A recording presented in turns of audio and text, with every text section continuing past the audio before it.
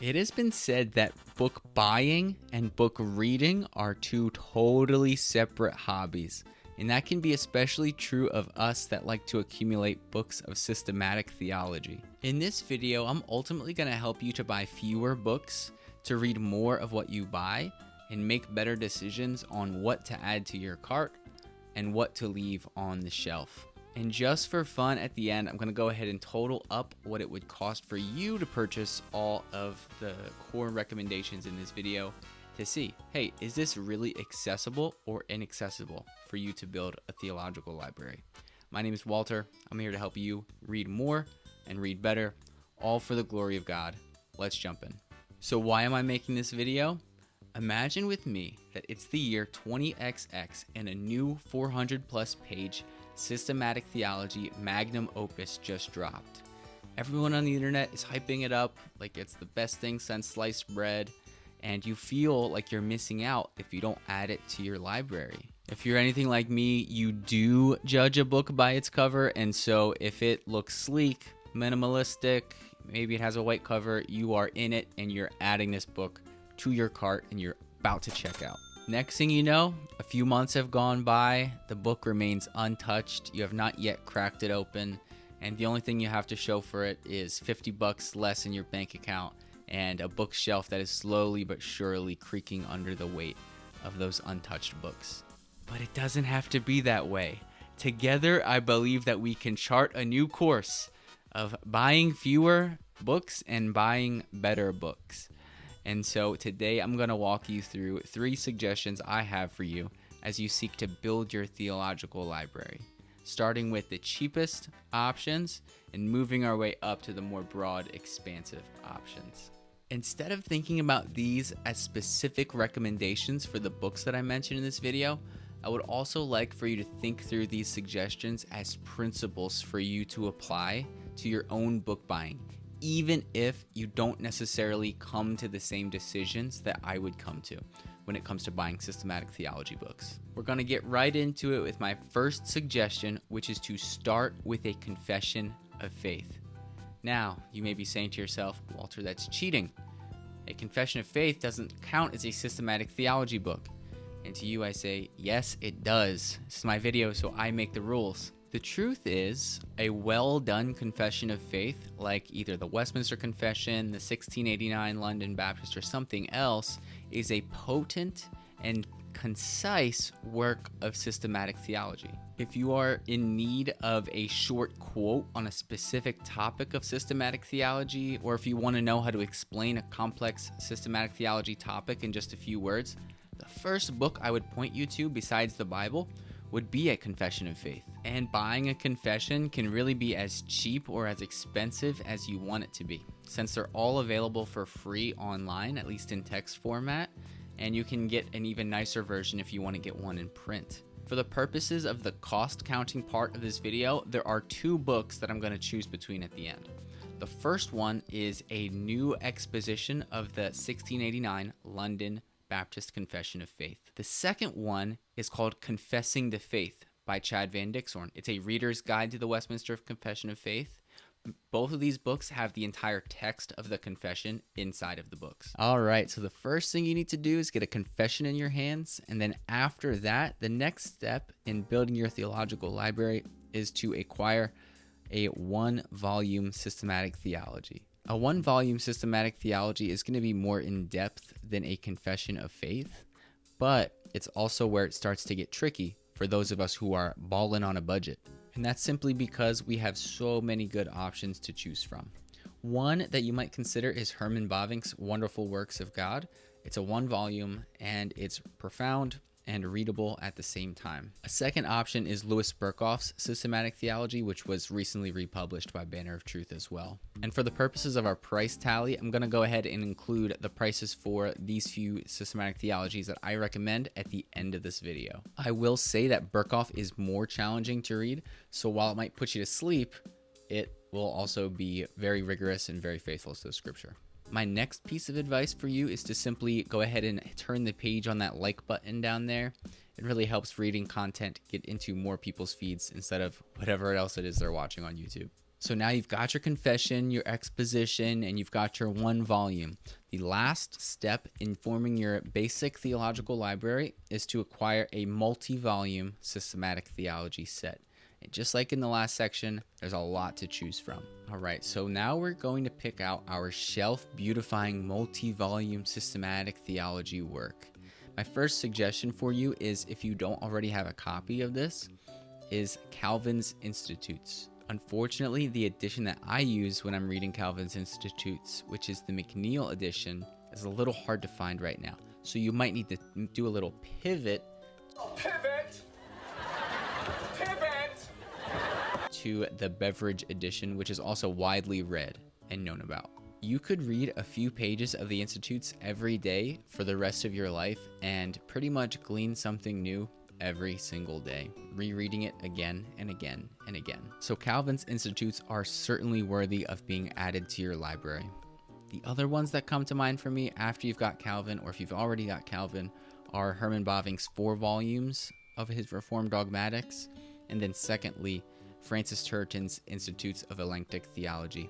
Just a warning, the works in this multi-volume set are going to be slightly less readable than those in the 1-volume section. So keep that in mind as you make this purchase. Oh yeah, and just a free piece of advice for me when it comes to actually using these books of systematic theology is to make significant use of the scripture index that's in the very back of these books. Or in, I think, Bavinck's case, it's in the 4th volume of this set, has a general scripture index of the entire set. That will be of great use to you as you're referencing this in your teaching ministry, if you have one, or if you're writing a blog in any way, or if you're expositing scripture, or even studying scripture on your own.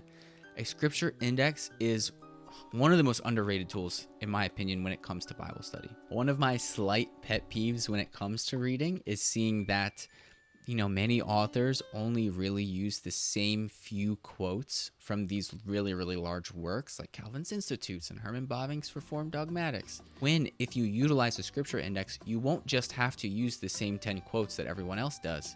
You'll be able to do your own research and come up with new insights, or at least new to the general public insights, instead of reusing and rehashing the same quotes everyone else does. All right, my rant is over. Now we can move on to one last plug for a multi-volume set that I wasn't going to mention because I haven't actually read it, but I did a little question out to my Instagram community for any tips or recommendations or questions that they had on systematic theology books, and the one set they kept recommending is Joel Beeke's set. From what I understand, the volumes that already exist in this set are quite good. I haven't read them, and the set is not yet complete. There are 3 volumes out so far, and I believe it's going to be a 4-volume set when all's said and done. So take that into account.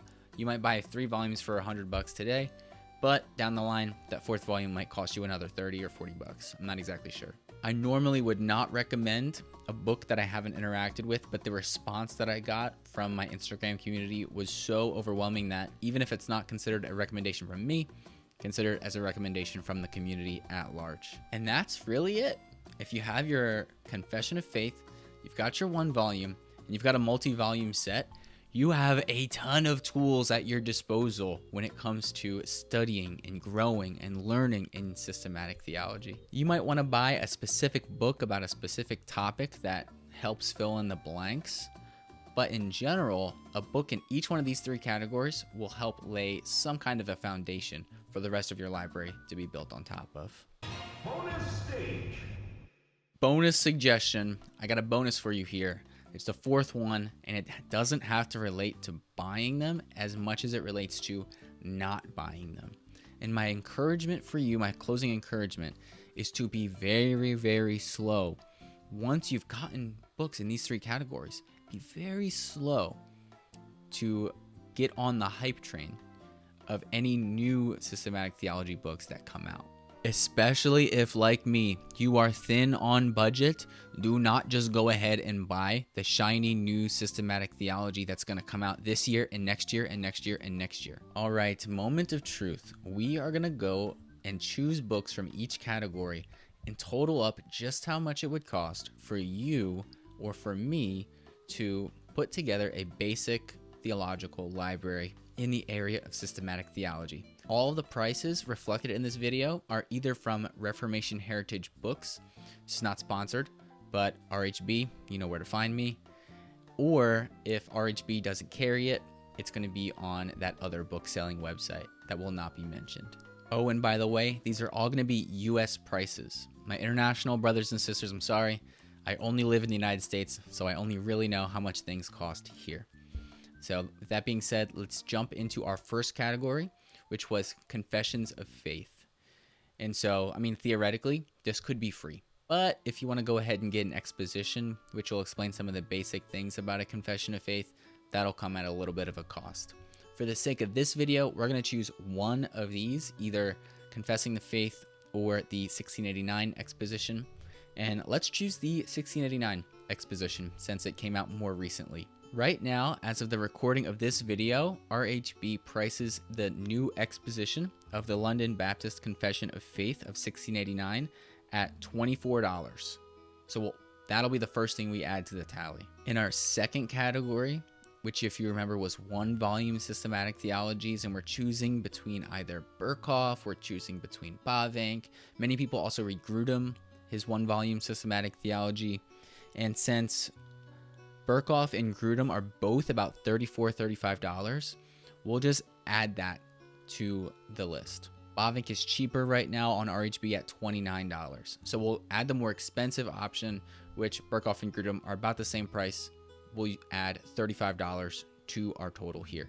The multi-volume set is where things are going to start to add up a little bit. So let's slow down and consider it carefully. Now, the McNeil edition of Calvin that I like to recommend is not widely accessible. And the Beveridge edition, which comes in one volume, is very accessible, widely read, and only $23. So if that's the one you go for, you've actually made off with quite a bit of systematic theology to read for not a whole lot of money. But assuming that you already have Calvin, the ones that I recommended in this video were Herman Bavinck's 4 volumes of Reformed Dogmatics, which is about $128, and Turretin's Institutes, which are about $92. For the sake of choosing the higher cost one for the purpose of adding this up, if you only choose one set, let's go with the Reformed Dogmatics by Bavinck. So if we add up the $24 for the 1689 exposition, the $35 roughly for the one volume, and the $128 for the multi-volume set, that's less than $200, and that's really a lifetime supply of reading. Well, there you have it. Those are my recommendations for you as you seek to read less, better. And if you're interested in learning how you might want to actually read these books, I highly recommend the method that I use when I'm reading some of my books called the drip method. And if you want to learn more about that, you can watch this video right here, and I'll show you how to read these books in a timely way without even adding that much into your daily reading schedule. And like always, if you have a thought or a book suggestion or a video suggestion that you'd like to make, please go ahead and drop that in the comments below. Subscribe if you haven't, and I will see you next time.